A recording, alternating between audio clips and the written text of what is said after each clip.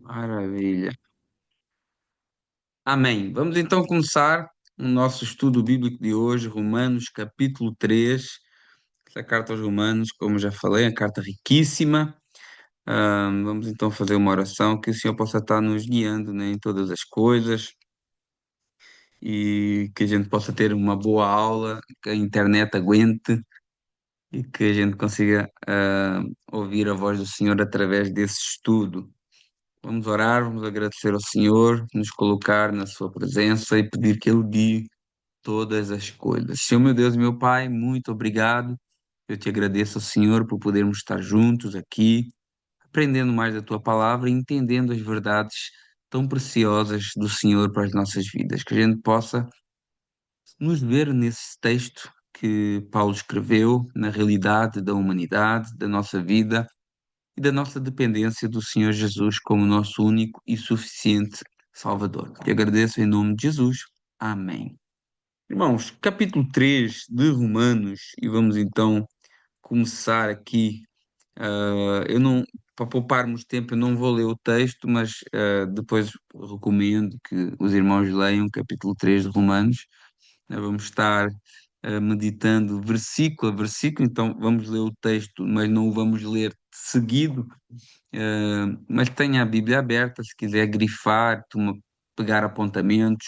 Se tiver perguntas, aponta as suas perguntas, coloca aí num papel e no final não deixe de as fazer, porque às vezes a sua dúvida pode ser a dúvida também do seu irmão e às vezes a timidez nos impede de perguntar. Mas lembrando que não existem perguntas erradas, o que existe é respostas erradas. Então quem pode ficar nervoso sou eu, que às vezes posso não conseguir responder bem. Romanos capítulo 3, é como se Paulo estivesse segurando um espelho diante da humanidade inteira, né? Sem nada de maquiagem, nada de filtro. Ele mostra em Romanos capítulo 3 a realidade crua, e dura do estado da humanidade, para depois mostrar a graça na sua forma mais brilhante e mais maravilhosa. Um, e ele começa então no seguimento daquilo que ele tinha falado desde o início. Desde o capítulo 1, ele está a falar sobre a depravação do ser humano. Desde o início, ele está a falar do estado de perdido que todos estão, de pecado que todos estão, como todos recebem da, do, da sua herança de Adão, essa contaminação do pecado. E ele começa no capítulo 1 falando daqueles que não conhecem Deus. Depois, no capítulo 2 ele falou dos próprios judeus, né, daqueles que supostamente seguiam a lei do Senhor. E agora ele vai falar dos moralistas, que inclui aqui também o povo judeu. E ele começa esse capítulo 3 com uma pergunta. E diz assim: qual é então a vantagem do judeu ou qual é a utilidade da circuncisão, né? Paulo está meio que antecipando uma possível pergunta de um judeu que estivesse ouvindo, lendo Romanos capítulo 2, né? Então ele antecipa essa pergunta. E Paulo começa nesse capítulo 2 um estilo de linguagem muito interessante. Vocês vão ver, isso é um estilo de linguagem que chama-se diatribe. É um recurso de linguagem em que ele faz perguntas. Ele faz perguntas retóricas. Vocês vão ver que na carta aos Romanos existe muito essas perguntas que ele mesmo faz. Ele meio que antecipa aqui uma possível pergunta. Como ele diz que o judeu estava condenado, que o judeu também estava perdido, ele responde uma pergunta possível. Então, mas qual é a vantagem do judeu e qual é a utilidade da circuncisão? Ele usa esse estilo de perguntas e respostas em quase toda a carta dos Romanos. 1 Coríntios também ele faz isso, Gálatas também faz isso, em Filipenses ele também faz isso.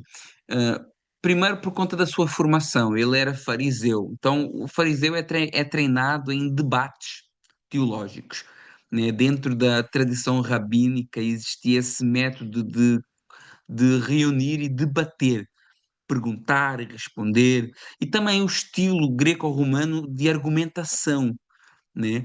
Ele sabia que para apresentar uma doutrina profunda, certamente quem o ouvia ou quem o lia iria ter uma objeção na sua cabeça, um questionamento. Então ele se adianta e dá voz a esse interlocutor imaginário, esse questionamento, e responde ele mesmo, né? Isso é um modo muito didático que Paulo usava, que prende a atenção, desarma as críticas, deixa o raciocínio mais claro e ensina ao mesmo tempo que ele debate. A questão aqui é, se Deus julga judeu e gentio do mesmo jeito, ser judeu serviu para quê? Essa é a primeira questão que ele coloca como fosse uma questão imaginária de alguém que o tivesse ouvido. E no verso 2 ele responde: muita, sobre todos os aspectos, principalmente porque aos judeus foram confiadas as palavras de Deus. Paulo ele não despreza a história de Israel, né? A maior vantagem do judeu é porque eles receberam a revelação especial de Deus, coisa que nenhum outro povo recebeu. A lei, os profetas, as promessas, a aliança, né? Então Paulo diz, não, o judeu tem vantagem, não vantagem para salvação, mas foi um povo abençoado, recebeu do Senhor o que muitos não receberam. É como se nós falássemos hoje para quem tem uma Bíblia na mão, que recebe uma pregação fiel, um ensino sólido, que tem esse privilégio, mas a única coisa que isso faz é aumentar a responsabilidade, não garante uma salvação automática. Né? O mesmo aconteceu com os judeus. A vantagem que eles tinham, de ser o povo de Deus, que recebeu os oráculos, as palavras, trazia uma grande responsabilidade para o povo judeu, não uma garantia de salvação. Né? A gente pode se perguntar qual que é a vantagem de estar na igreja?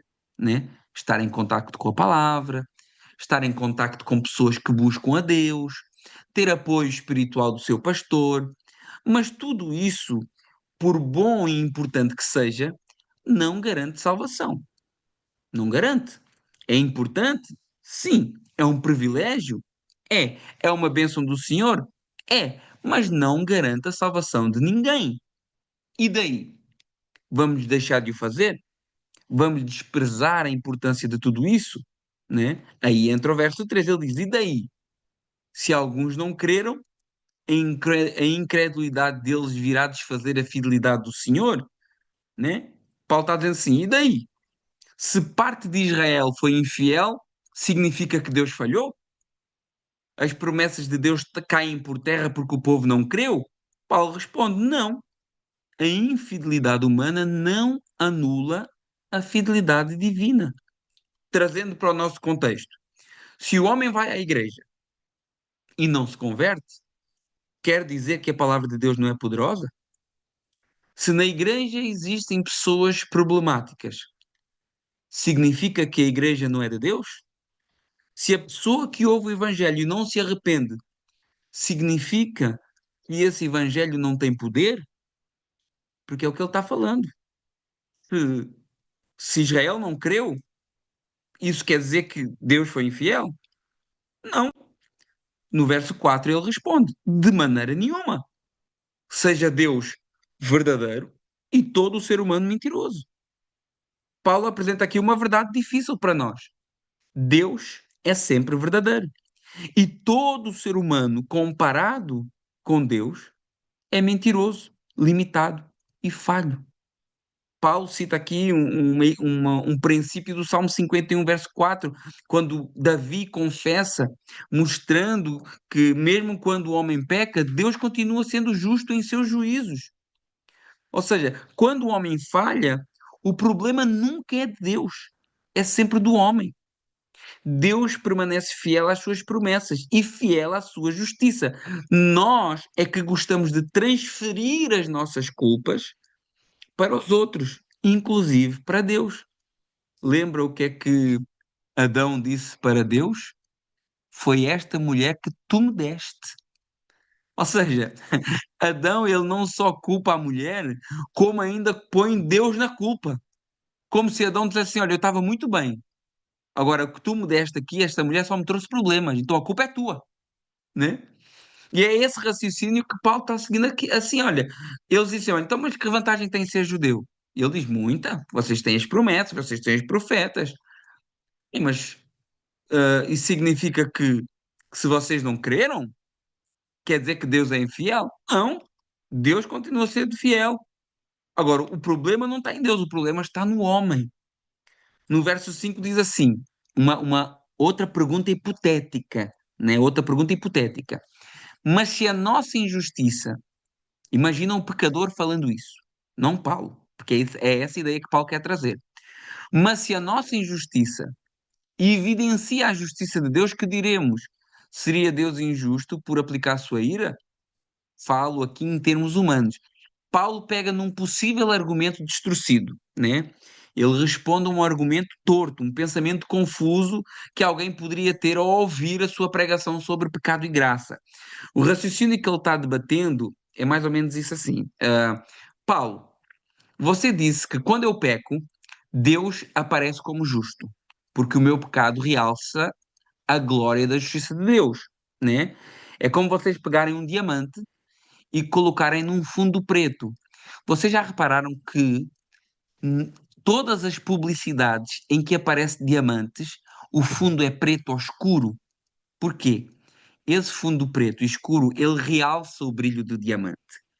Então, é como se alguém estivesse dizendo assim, olha, se o meu pecado ajuda a evidenciar a glória e a justiça de Deus, né? Então não seria injusto Deus me punir por algo que, afinal de contas, realçou a justiça dele? É esse tipo de raciocínio que ele está respondendo aqui, né? É esse absurdo que Paulo cita como um argumento humano, essa ironia, essa provocação.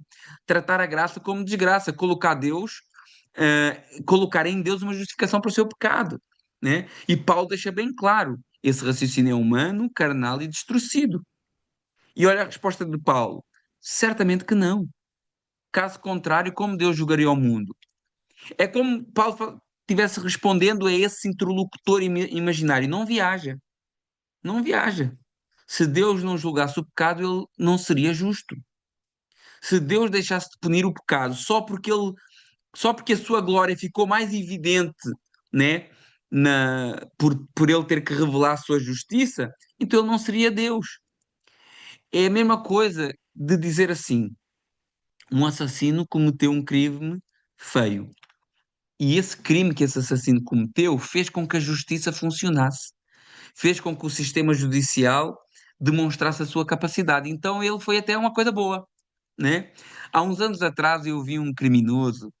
No Brasil tem um bocado isso, né? Eles, quando estão ali na delegacia, aí vem um repórter entrevistá-los, né? Às vezes algemados, ou ali quase a entrar no porta-malas do carro, e vem um repórter de plantão e entrevista esses criminosos. E às vezes, aqui há uns tempos atrás, eu vi um criminoso que ele dizia assim: Eu sou importante para a sociedade. Ele dizia isso: Eu sou importante para a sociedade. Se não existisse criminoso como eu, vocês nem trabalho tinham. O delegado não tinha trabalho, o promotor não tinha trabalho, o escrivão não tinha trabalho, o polícia não tinha trabalho, os jornalistas não tinham trabalho. Ele quase desenvolveu uma tese como se a sua falha fosse útil e por isso não deveria ser punida. É esse tipo de raciocínio que, como vemos, tem pessoas que ainda pensam assim, que Paulo está contra-argumentando, né? Mas se Deus não condenasse o pecado, ele não poderia ser o juiz do mundo, é ele que fala aqui.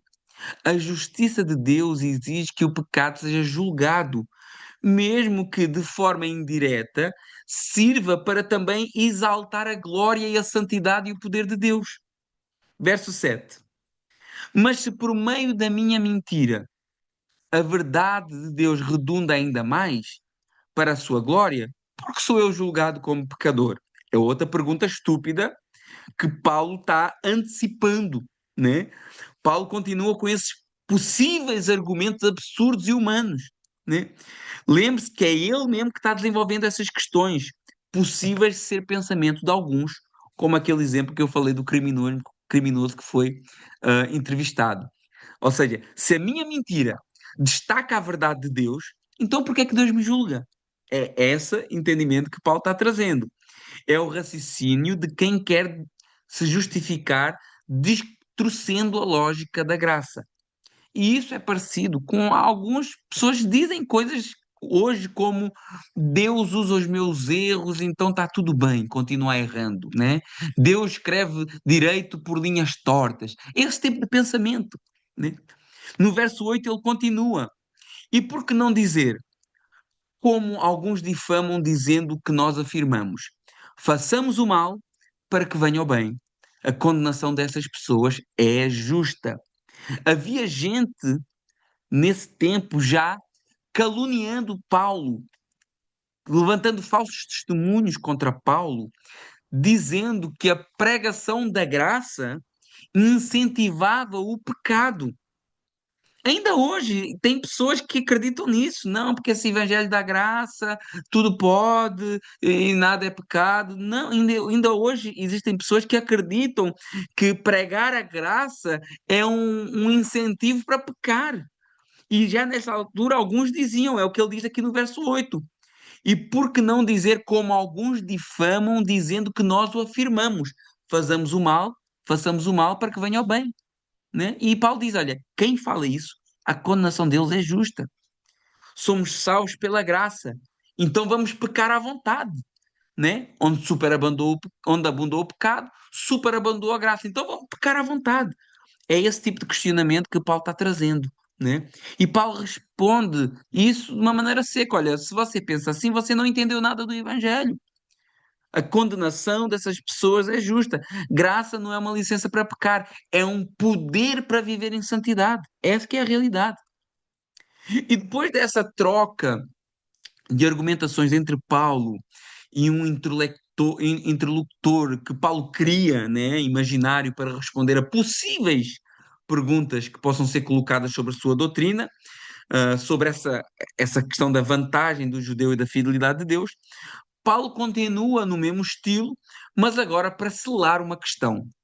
E a questão que ele vai selar agora é: todos estamos debaixo do pecado. Verso 9 ele já começa com outra pergunta. Que concluiremos então? Temos nós judeus qualquer vantagem? De forma nenhuma. Estamos a falar em relação à salvação. Pois já demonstramos que todos, tanto judeus como gregos, estão debaixo do pecado. A conclusão desta primeira parte desta carta. Gentios são culpados, judeus são culpados, moralistas são culpados. Todos debaixo do pecado. O que é que significa estar debaixo do pecado? É estar sob o domínio do poder e do jugo do pecado. A ideia aqui é a escravidão. O ser humano, por natureza, não é neutro, é inclinado ao pecado, né? E Paulo está selando a questão que ele vem trabalhando desde o capítulo 1. Todos estão debaixo do domínio, da influência do pecado. E verso 10 diz assim: como está escrito, não há um justo, nem um sequer. Paulo começa agora aqui uma coleção de textos do Antigo Testamento, principalmente Salmos e Isaías, como se ele juntasse vários versículos com um raio-x daquilo que é o coração humano. Não há um justo, ou seja, não há ninguém por si mesmo que se apresente diante de Deus como plenamente reto, perfeito e aceitável. Aqui está a base para uma doutrina que se chama depravação universal. Não significa que todo mundo é tão ruim como poderia ser, mas que em todas as áreas do ser humano foram afetadas pelo pecado. É isso que significa. E ele começa no verso 11 dizendo: olha, não há quem entenda, não há quem busque a Deus. Ou seja, o intelecto e a vontade do ser humano, eles são contaminados pelo pecado. O homem por si só não entende espiritualmente as coisas de Deus. A gente vê algo maravilhoso lá em Atos capítulo 16. Tinha uma mulher, Lídia, que foi a primeira mulher batizada na Europa. E a palavra é muito clara, diz que Deus abriu o coração de Lídia para que ela entendesse a palavra de Deus. Então, o homem por si só não entende as coisas espirituais. A Bíblia diz que aquele que é natural não entende as coisas do sobrenatural espirituais. Se Deus não abre o nosso coração, nós nunca conseguiríamos entender. E ele diz aqui: não há quem entenda e não há quem busque. Também não buscamos a Deus de uma forma verdadeira se Deus não atrair, se Deus não nos chamar, se o Espírito Santo não tocar no nosso coração. E se alguém busca a Deus, é porque antes Deus começou a buscá-lo. No verso 12 diz: todos se extraviaram, todos se fizeram inúteis. Não há quem faça o bem, não há um sequer. Todos se extraviaram, todos saíram do caminho. Todos se fizeram inúteis, incapazes de cumprir o propósito santo de Deus. Irmãos, se não fosse a graça do Senhor, não há quem faça o bem. Isso não significa que as pessoas não façam boas obras em termos humanos, como ajudar, cuidar, amar. Significa que ninguém faz o bem de forma perfeita, pura, para a glória de Deus o tempo todo. Diante de Deus, ninguém pode bater no peito e dizer eu sou bom o suficiente. É isso que Paulo está nos mostrando. Verso 13: a garganta deles é sepulcro aberto, com a língua enganam, veneno de víbora está nos seus lábios. Paulo fala agora do pecado na nossa fala, né? A garganta, sepulcro aberto, a boca das pessoas revela a morte do interior. Irmão, isso é muito profundo.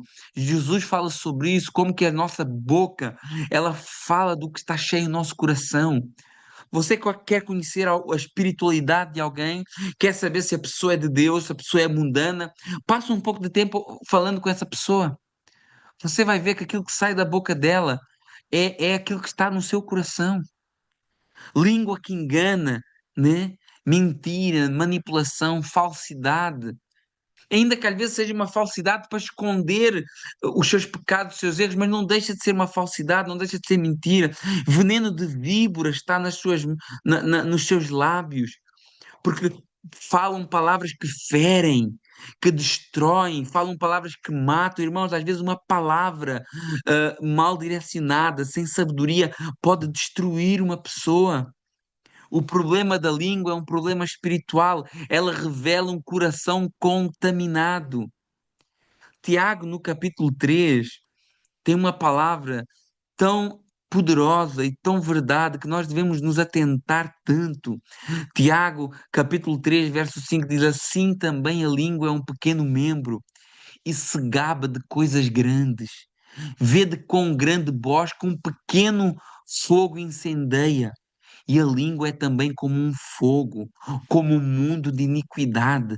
A língua está posta entre os nossos membros, contamina todo o corpo, inflama o curso da natureza e é inflamada pelo inferno, porque toda a natureza, tanto de animais como aves, tanto répteis como animais do mar, se amansa e foi domado pelos seres humanos, mas nenhum homem pode dominar a língua.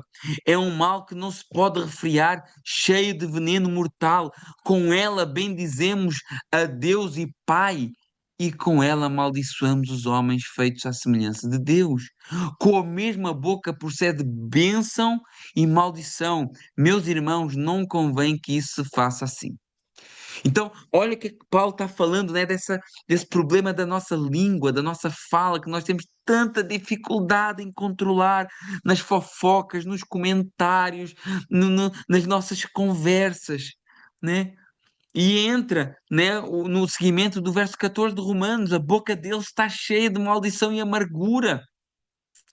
O que é que tem transbordado da nossa boca? O que é que tem transbordado da nossa fala?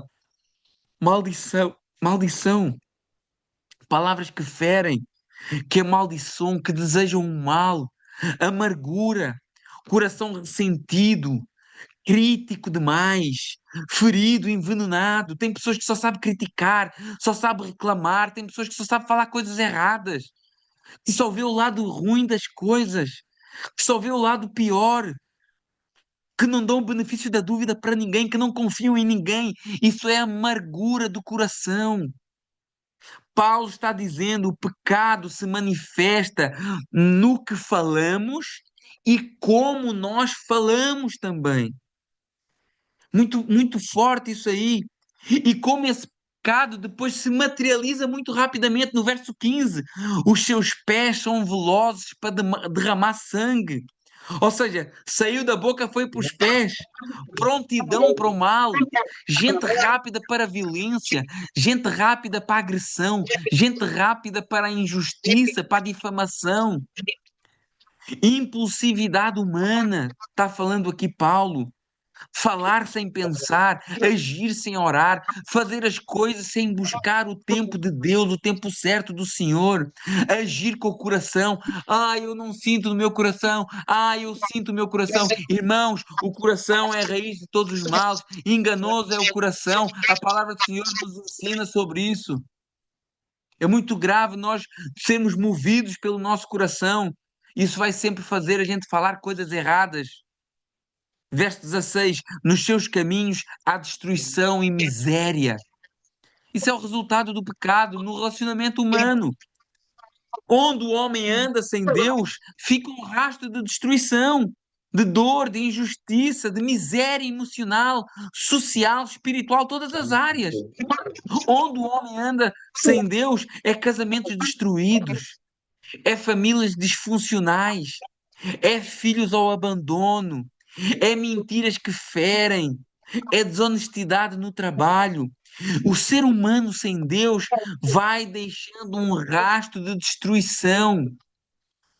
Verso 17: eles não conhecem o caminho da paz. Paz aqui não é ausência de guerra, mas é a paz no sentido shalom, harmonia com Deus, harmonia com o próximo e harmonia consigo mesmo. Porque tem pessoas que às vezes estão bem com o próximo, mas não estão bem com elas próprias, vivem numa guerra intensa, uma guerra intensa interna. E isso faz às vezes com que guerreiam contra o próprio Deus, questionando Deus. Ai Deus, mas por que é que eu sou assim? Ai Deus, por que é que eu sou alto? Por que é que eu sou magro? Por que é que eu sou gordo? Por que é que eu sou impulsivo?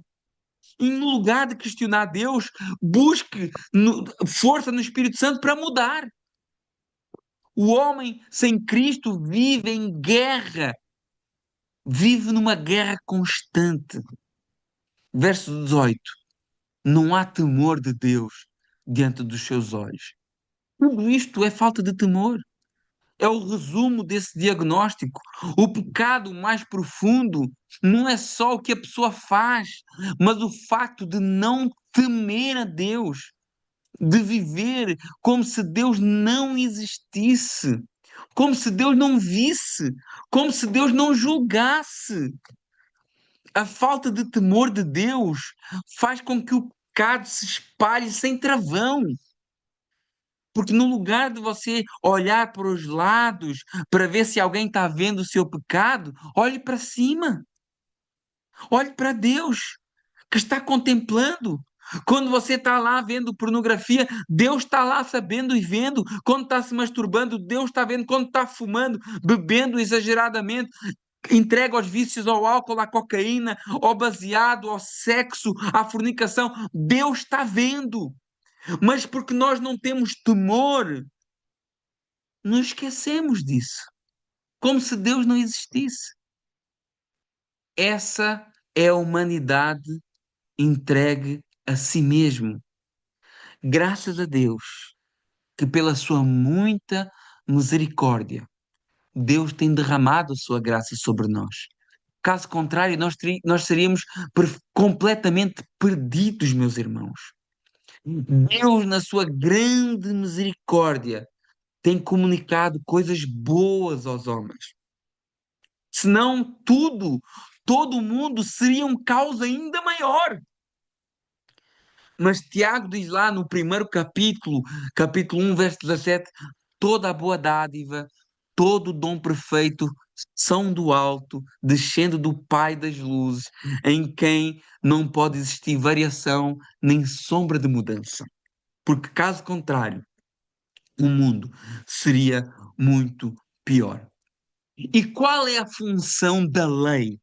no meio de tudo isso que nós falamos, no meio de todos esses pecados, de toda essa natureza humana corrompida, de toda essa herança espiritual que nós recebemos, né, essa herança carnal que nós recebemos de Adão, né? Qual é a função da lei no meio disso tudo? Verso 19. Ora, sabemos que tudo o que a lei diz aos que vivem sobre a lei, para que se cale toda a boca e todo o mundo seja culpável diante de Deus. Então, qual o propósito da lei? Falar primeiro aos que vivem sobre a lei, os judeus. Resultado, toda a boca se cala diante da lei. Ou seja, ninguém tem argumento de defesa diante de Deus. Então, a lei não foi dada ao homem para mostrar como o homem era bom, mas para mostrar como ele era ruim, como ele era culpado. A lei foi dada como um espelho que mostra a nossa cara suja de manhã, mas não consegue limpá-la. Ela é como um espelho que mostra o quanto que nós estamos afastados dos padrões de santidade e perfeição que exigem um relacionamento com Deus.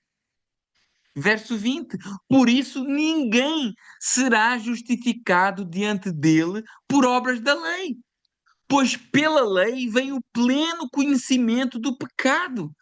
Isso é um dos versos-chave de toda a teologia bíblica. A justificação, o ser declarado justo, nunca virá por obras da lei. Porque a função da lei é revelar o pecado e não remover o pecado. E se a lei não consegue nos limpar, ela só consegue nos mostrar onde nós estamos errando, como seremos justificados? Se a lei diz não matarás e eu mato, não cobiçarás e eu cobiço, não dirás falsos testemunhos e eu dou, não terás outros ídolos e eu tenho.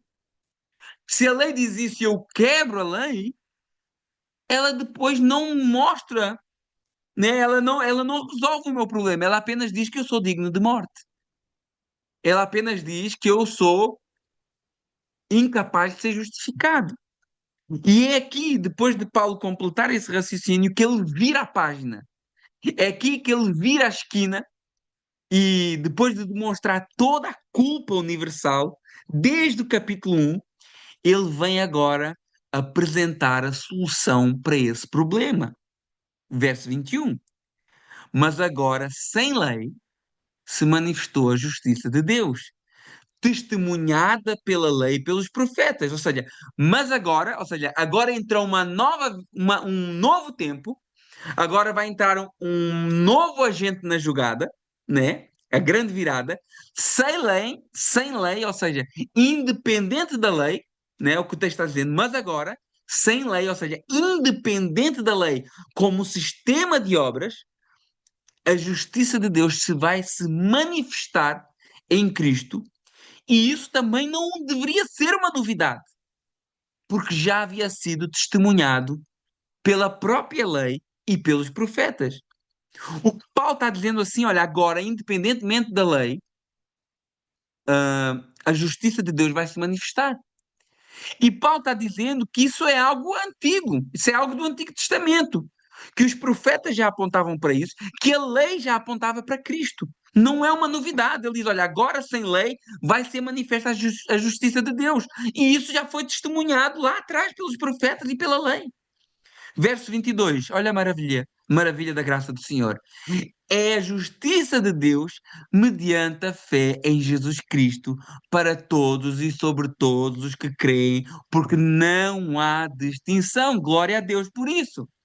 Essa justiça não é algo que o homem produz, mas é algo que Deus dá.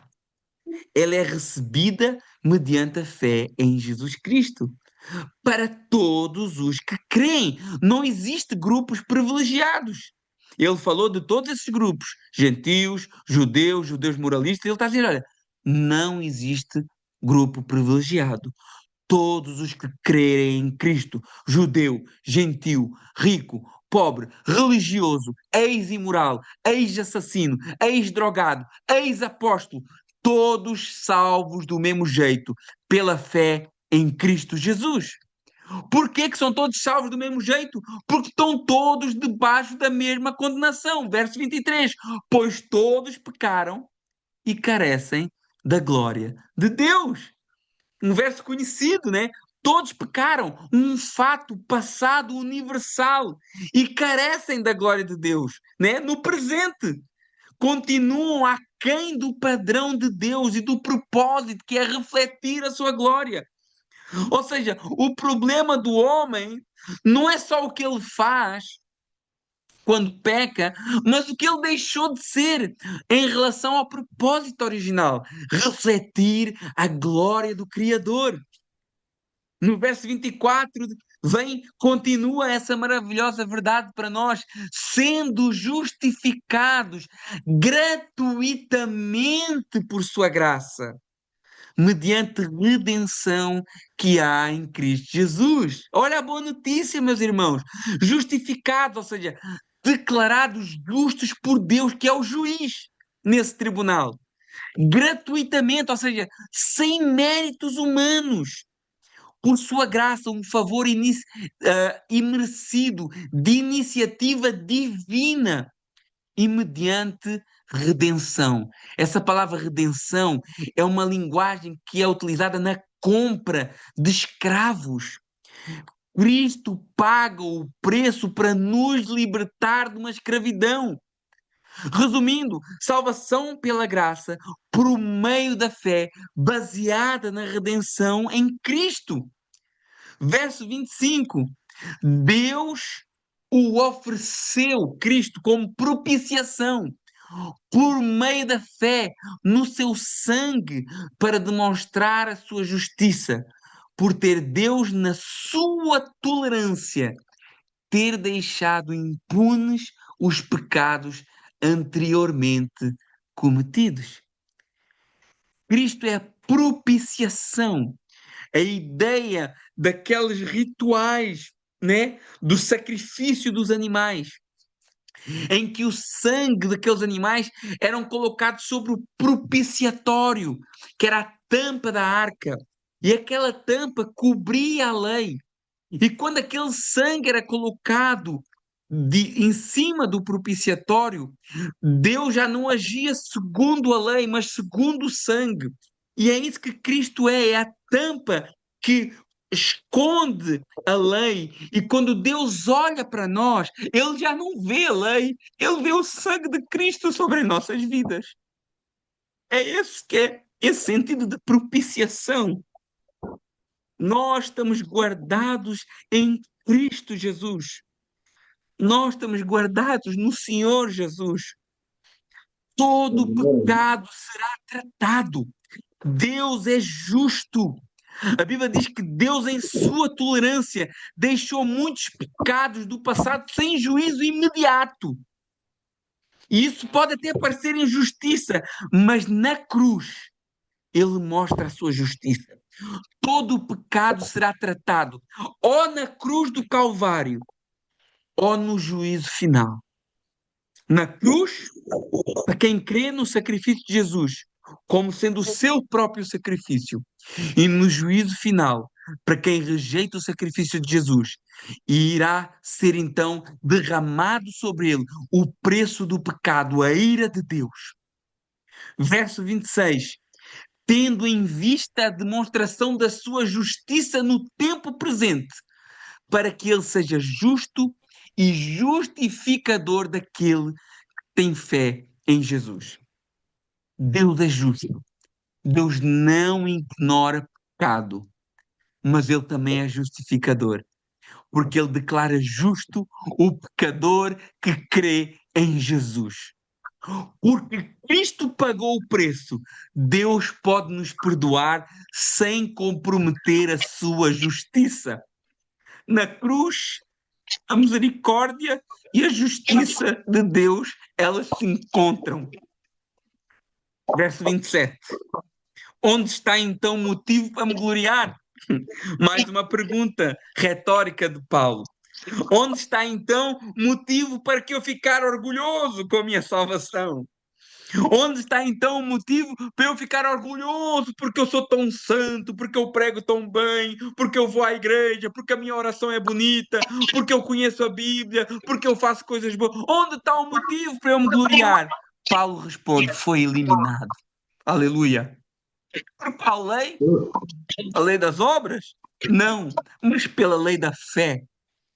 Se a salvação fosse por obras, o homem teria de que se gloriar. Foi isso que os fariseus tentaram fazer. Eles mudaram o foco da salvação. De repente, a salvação passa a ser pela obediência. E isso tira o foco do sacrifício. E isso faz as pessoas assumir o centro da religião. A religião passa a ser baseada na obediência à lei. E isso é uma religião de hipocrisia. Por isso, Jesus era tão frontal e falava fariseus hipócritas, atores. E quanto farisaísmo existe hoje em dia nas igrejas, meus irmãos? Porque a salvação não é algo que a gente deva gloriar, porque não é algo que vem de nós, mas é pela fé na obra de um homem, na obra de Deus através de Jesus Cristo. Deus e homem. Toda a vanglória humana é eliminada. A lei da fé é igual ao princípio da fé. A fé é justamente o oposto da autoconfiança. A fé é depender de Cristo e não de si mesmo. A fé é andar sobre as águas, sabendo que se você andar na sua fé, na sua capacidade, vai afundar. Mas se andar olhando para Jesus, você vai andar sobre elas. Verso 28. Porque concluímos que o ser humano é justificado pela fé, independentemente das obras da lei. Aqui está a tese da reforma protestante, em uma só frase: justificação somente pela fé, não misturada por obras da lei como base para ser aceito. As obras vêm depois. As obras vêm como fruto da salvação e não como a causa da salvação. Verso 29. Acaso Deus é somente dos judeus? Não é também dos gentios? Sim, é também dos gentios. Se Deus justificasse somente pela lei de Moisés, só os judeus teriam acesso. É como é pela fé e não só pela lei, então Deus é Deus dos judeus e dos gentios. O Evangelho e o Evangelho da fé, da graça, essa verdade derruba as barreiras étnicas e religiosas. Verso 30. Visto que Deus é um só, o qual justificará pela fé o circunciso, o que anda debaixo da lei, e mediante a fé o incircunciso, o que anda, o que anda sem a lei, né? O que anda pela lei e que anda pela lei, ambos são justificados pela fé. Um só Deus, um só caminho para a salvação, judeus e gentios salvos pela mesma forma, pela fé. Não existem dois evangelhos, não existem dois planos de salvação. Eu já ouvi pessoas dizerem, infelizmente na sua ignorância, ainda bem que os judeus rejeitaram Jesus porque assim abriu a porta para os gentios. Meus irmãos, isso é uma idiotice dizer uma coisa dessas. Já estava decretado que toda a humanidade iria ser beneficiária do Messias, do Salvador. Deus havia falado isso lá em Gênesis 3,15. Deus reforçou isso em Abraão, lá em Gênesis capítulo 12. Em ti serão benditas todas as nações da terra. O plano de Deus sempre incluiu toda a humanidade. Toda a humanidade. Agora, a pergunta para finalizar, e uma pergunta que causa muitas dúvidas e muito debate. Anulamos então, se é pela fé, anulamos então a lei pela fé? De modo nenhum. Pelo contrário, confirmamos a lei. Primeiro ponto. Paulo, ele não joga fora a lei. Ele não joga fora. O pessoal às vezes pensa, né? Se somos salvos pela fé, então a lei não serve para mais nada. Deus aboliu a lei. A lei era algo ruim. Mas Paulo responde com firmeza: anulamos a lei pela fé? De modo nenhum. Pelo contrário, confirmamos a lei. Mas Paulo não está defendendo o legalismo religioso. Ele está dizendo é que a fé faz a lei ocupar o lugar certo nesse plano. A lei continua santa, justa e boa. E o problema nunca foi a lei. O problema sempre fomos nós. A lei, ela continua sendo perfeita. Nós é que somos imperfeitos. A lei, ela tinha e tem três funções principais. Primeiro, como eu já falei, ser um espelho para nós, mostrar o pecado. Ela não salva. A lei mostra quem somos. Ela revela o que está sujo, mas não limpa. Pela lei vem o conhecimento do nosso pecado. Então, a lei tinha três funções. Uma delas era o espelho, outra delas, a lei nos cerca, ela contém o pecado, né? Porque ela coloca limites ao ser humano, ela protegia Israel da idolatria, das nações vizinhas, e ela mostrava o caráter de Deus santo, e ela guiava o povo, né, para ter um caráter santo também, para se proteger do pecado. Então a lei era como um espelho, era e é como um espelho, como uma cerca que nos protege, né, de uma vida imoral, mas ela era um sinal que apontava para Cristo, que apontava para o Senhor, para o Salvador. Toda aquela lei cerimonial, as festas, os sacrifícios, os rituais, tudo isso era uma sombra de uma realidade que se fez corpo em Cristo Jesus. Então, a lei tinha essas três funções. A fé, ela não derruba a lei, a fé, ela honra a lei. Aqui está o segredo. Por causa da fé, a lei finalmente é vista como ela deveria ser. Porque a fé confirma a lei, porque ela reconhece que a lei é santa e justa. Se eu creio, então eu não digo que a lei é ruim, eu digo que a lei é perfeita e eu que não sou. A fé reconhece que eu não consigo cumpri-la com as minhas próprias forças, isso elimina o orgulho, o mérito, o show de santidade. E reconhece que Cristo cumpriu perfeitamente em nosso lugar. Ele viveu o que a lei exigia, ele sofreu a pena que a lei decretava e ele satisfez a justiça que a lei proclamava.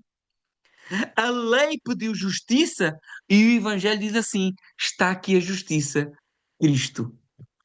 Então a lei acabou? Não! O que acabou foi o uso errado da lei. O que acabou é confiar na lei para ser salvo.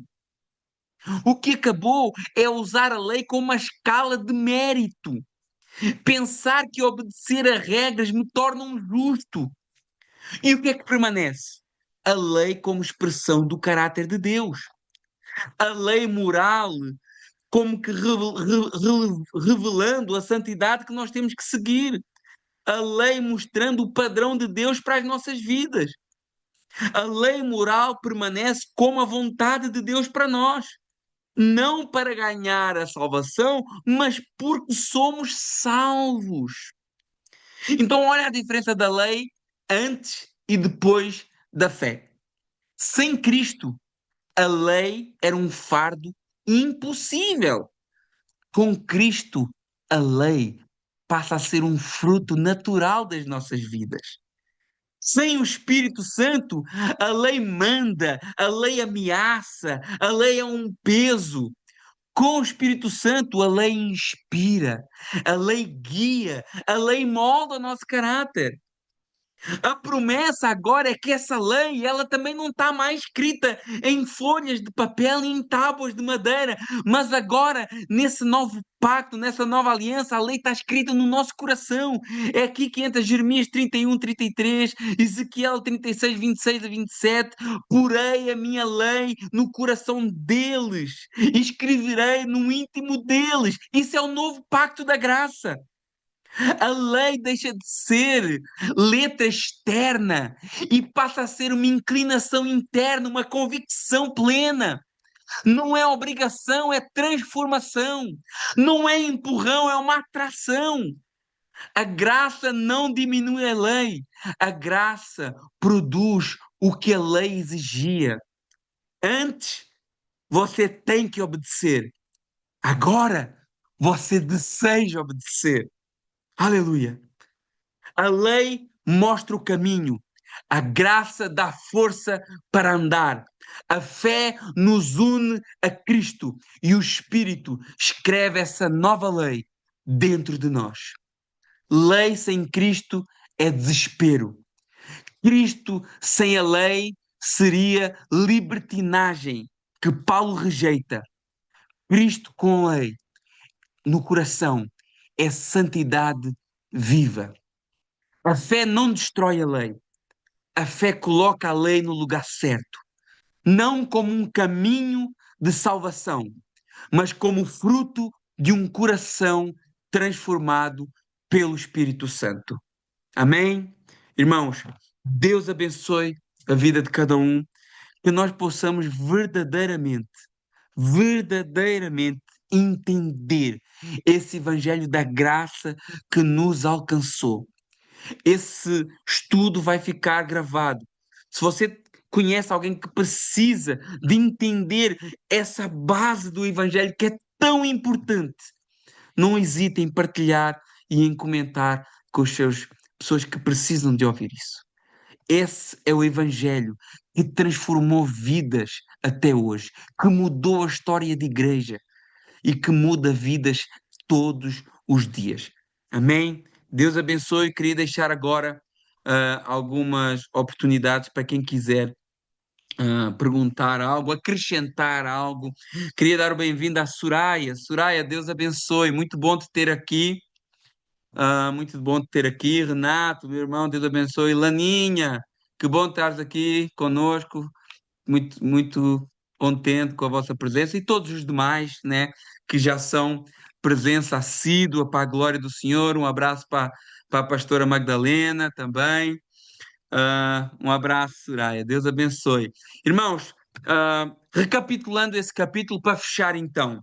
Recapitulando muito rapidamente, uma vez que temos 7 minutos, mas eu não vou precisar nem de dois. Romanos 3 é uma caminhada em três movimentos. Do verso 1 ao 8, Deus é fiel, mesmo com a infidelidade humana. A graça não é desculpa para o pecado. Do 9 ao 20, todos, sem exceção, são pecadores, culpados, sem defesa diante de Deus, e a lei mostra o pecado, mas não salva. Do 21 ao 31, Deus revela sua justiça em Cristo, justificação pela graça mediante a fé para judeus e gentios, sem motivo de orgulho humano, sem abolir a lei, mas cumprindo-a em Cristo Jesus. Amém? Deus abençoe. Ah, Pastor, tá- Oi, irmã, Deus abençoe. Pode falar. pastor, paz, irmãos. Pastor, Paz, eu Senhor. gostaria de lhe fazer uma pergunta. É uma pergunta mesmo, mas Sim, assim, eu sou líder, uma comparação, eu sou uma líder de um trabalho na casa do Senhor, porém dentro da sim. minha casa eu sou super ignorante. Eu Eu sou sou o uma quê? pessoa, digamos assim, não, escuta, eu sou a líder da obra de Deus, porém eu quero tratar a, a liderança na igreja do mesmo jeito que eu trato em casa. Uma comparação. Isso está correto? Eu não, assim, o cristão ele não pode ter uma face na igreja e uma face em casa, né? O cristão ele é transparente, ele é sincera, ele é sincero, né? Ele não é perfeito, seja ele um Sim. líder, um responsável por trabalho, ele não é perfeito Ele tem as suas responsabilidades, obviamente, deve honrar as suas responsabilidades, deve estar preparado para o cargo que ele ocupa. A Bíblia diz que o obreiro deve ser experimentado e se depois de aprovado, exerça ministério. Mas ele tem que ser transparente. Ele não pode ser uma coisa em casa com a família e ser outra coisa na igreja. Isso é o que Jesus falava, hipocrisia, chamava eles de hipócritas, não é? Porque eles eram uma coisa, pregavam uma coisa, viviam uma coisa, pregavam uma coisa, mas viviam outra, não é? Sepulcros caiados, bonitos por fora, sujos por dentro. E, Jesus até dizia assim: olha, ouçam os fariseus, façam tudo o que eles dizem, ou seja, não ensinavam coisas erradas. Jesus dizia: olha, ouçam e façam o que eles dizem, mas não vivam segundo as suas obras. O problema dos fariseus não era o que eles ensinavam, o problema dos fariseus era o que eles viviam. Então, o cristão não deve caminhar por aí, o cristão não deve tratar as coisas de igreja de uma maneira relaxada, como trata a sua casa, e na realidade nem deveria tratar as coisas de igreja com um zelo menor ou maior do que tem a sua casa, porque o apóstolo Paulo diz assim: se alguém não cuida da sua própria casa, como cuidará da obra do Senhor? Então, o padrão de excelência deve ser igual, e tudo que for diferente disso é hipocrisia religiosa. Então, não está certo, não. Amém? Pastor, Irmãos, Obrigado, faz o pastor, pela senhor. oi Daniela, senhor, força. Assim, com respeito a essa parte de que os judeus se desviaram ou rejeitaram a Jesus para que os gentios entrassem, ah, eu sempre queria assim também, pelo que diz em Romanos no capítulo 11, do versículo 11 ao 25, mais ou menos. Aí fala, por exemplo, o versículo 11 diz: digo, pois, porventura tropeçaram para que caíssem, aqui falando dos judeus, de modo nenhum, Aham. mas pela sua queda veio a salvação aos gentios, para os incitar à emulação. Depois continua, e no versículo 25 diz: porque não quero, irmãos, que ignoreis este segredo, para que não presumais de vós mesmos, que o endurecimento veio em parte sobre Israel, até que a plenitude dos gentios já haja entrado. Então, como explicar essa parte? Se o pastor diz que Então, a salvação já estava prevista para todos, eu também creio, mas como explicar estas já, palavras de já. Paulo? Olha, a gente explicar essa parte é simples, mas é ah, polémico, porque vai entrar no capítulo da soberania de Deus. Agora, se nós lermos esse texto que tu disseste e outros textos, por que é que veio endurecimento a Israel? Porque Deus lhe deu olhos para que não vissem e ouvidos para que não ouvissem. Então veio endurecimento em parte de Israel até. Então, até esse endurecimento de Israel, o próprio Deus também, na sua soberania, provocou. Agora, aqui entra um caminho que é difícil, porque nós temos uma mente muito arminiana, muito de livre-arbítrio. E existem alguns aspectos, às vezes, da soberania de Deus que nós não vamos conseguir explicar. Imagina a soberania de Deus e a responsabilidade humana como faces de uma moeda. E quando a gente olha para uma face, eu não consigo enxergar a outra. Quando eu olho para o lado da soberania de Deus, eu não consigo olhar para o lado da responsabilidade humana. Mas quando eu olho para o lado da responsabilidade humana, também é difícil ver a parte da soberania de Deus. Então o texto diz que o próprio Senhor deu-lhes ouvidos para não ouvirem e olhos para que não vissem. Então o endurecimento de Israel teve um plano, um propósito, né? E é isso que a gente entende. Em Romanos também. Nós vamos chegar lá a esse texto. Esse texto é muito interessante. E eu não quero aqui chamar em evidência nenhuma doutrina humana, como essas doutrinas do calvinismo, arminianismo, molinismo, até porque não são só esses dois teólogos aí do século XVI que exploram bem esse assunto com visões antagónicas. Mas a gente vai ler no capítulo, nesse capítulo 11, por exemplo, e em outros, que Paulo depois Paulo depois, qual é a resposta perante esse dilema de Paulo? A resposta dele vai ser assim: olha, que inescrutáveis os seus caminhos, quão insondáveis são os seus juízos. Quem pediu a opinião ao Senhor? Quem é que pode ser com seu conselheiro? O próprio Paulo vive esse dilema e nós vamos avançar nisso à medida que vamos lendo essa carta, mas é algo que vai criar tensões que nós às vezes não vamos conseguir responder. Não sei se consegui ser claro ou não, mas Pastor, é por aí. Obrigada, pastor. Sim, nada. pastor, Sim, sim. parte do Senhor. Paz do Senhor. É, eu queria perguntar sobre o justo, né? Que a Bíblia fala que não há um justo, mas a Bíblia também fala a respeito de Jó, né? Sim. Então, eu ontem ouvi, eu ontem ouvi essa expressão de um irmão que ele diz assim: só houve um justo que é Jó. Ah, vamos lá ver assim. Em que categoria de justo ele está colocado ali? Justo em relação aos outros homens, né? Ou justo no sentido de que ele era justificado porque ele cria em Deus também, não por suas obras. Porque Abraão creu em Deus e isso lhe foi imputado por justiça também, né? Não é o que diz o texto lá em Gênesis capítulo 15? Então, justo no sentido de não ter nascido ou não estar sob a influência do seu pecado, ou justo no sentido de ser justificado pela sua fé, porque a salvação sempre foi pela fé. A salvação nunca foi de outro jeito. A salvação, ela nunca foi de outro jeito, foi sempre pela fé. Pela fé no Messias. Só que uns eram, eram salvos olhando para a frente, no Messias que ia vir, e nós somos salvos olhando para trás, no Messias que já veio. E é justo no sentido que creu nesse Messias. Então eu creio que é nisso que a palavra do Senhor está falando. Porque nós também somos justos hoje, né? Mas somos justos pelo sacrifício de Jesus, pela nossa fé em Cristo e não fora dessa fé.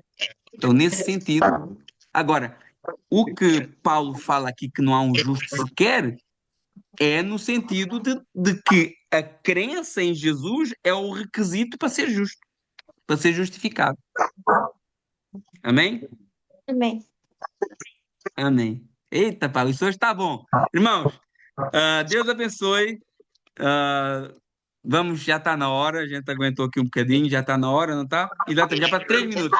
Vamos orar, vamos agradecer ao Senhor. Obrigado a todos pela paciência, né, por terem ficado aqui até agora e que o Senhor possa estar nos capacitando e nos usando cada dia. Senhor, meu Deus e meu Pai, muito obrigado.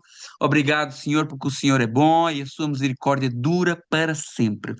Senhor, que nós possamos a cada dia nos render à tua palavra, nos render à tua verdade, nos render ao teu evangelho, à tua graça. Nos ajuda, nos ensina e nos guia.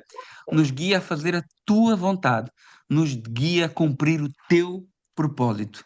E que a nossa esperança e a nossa confiança esteja sempre no Senhor Jesus, o nosso único e suficiente Salvador. Em nome de Jesus. Amém. Irmãos, Deus abençoe a todos. Um grande abraço e até uma próxima, em nome de Jesus.